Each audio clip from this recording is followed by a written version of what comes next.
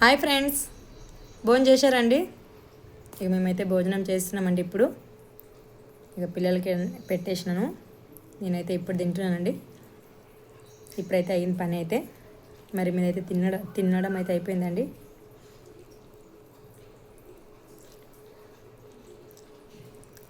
టమాటా చారు అయితే సూపర్ అయిందండి.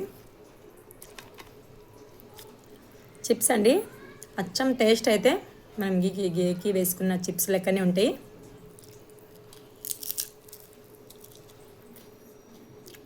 కొంచెం కారం ఉప్పు వేసి తింటే చాలా అంటే చాలా బాగుంటాయి చిప్స్ అయితే. ఎలాంటి కష్టం లేకుండా ఇలా సింపుల్గా ఇలా చిప్స్లు అయితే చేసుకోవచ్చండి. తప్పకుండా మీరు ట్రై చేసి చూడండి.